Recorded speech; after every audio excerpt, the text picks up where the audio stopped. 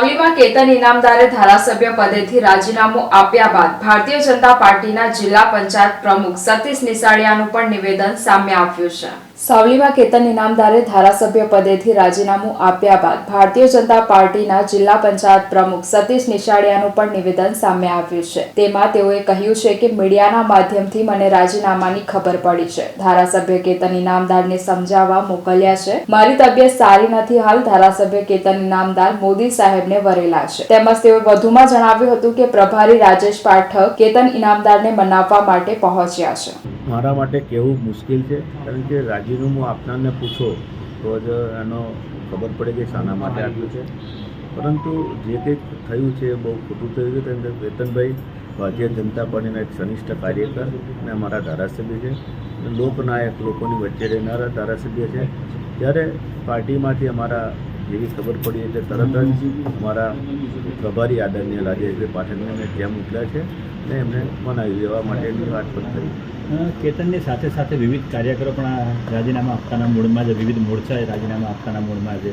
એ સ્વાભાવિક છે, કોઈ પણ ધારાસભ્ય હોય એટલે ધારાસભ્યને કહેવાથી કોઈને ટિકિટો મળી હોય, સંગઠનમાં હોદ્દા મળ્યા હોય એટલે ધારાસભ્યને મંદુક થયું હોય તો એમની સાથેવાળા પણ રાજીનામું આપે એ સ્વાભાવિક છે, પરંતુ પાર્ટીમાં 100% એમને મનાવી લેવામાં આવશે। આ મતદાન દેશના સ્વાભિમાનનું મતદાન છે। દેશને સર્વસ્થ શાણે 2047માં ભારતને ખૂબ આગળ લઈ જવા માટેનો પ્રયત્ન છે અને દેશના વડાપ્રધાન સતત લોકોની ચિંતા કરતા હોય છે। એટલે મતદારો તો ભારતીય જનતા પાર્ટીને અને મોદી સાહેબને જોઈને મતદાન કરતા હોય, પરંતુ કેતનભાઈ અમારા ભારતીય જનતા પાર્ટીના છે અને 100% માની જશે મને બધી ખાતરી છે। ખાસ કરીને વાત કરીએ તો કે જે રાહુલજીને લેવામાં આવ્યા છે એના લીધે કંઈ તકલીફ થઈ છે, એમને કોઈ હોદ્દો આપવામાં આવ્યો છે?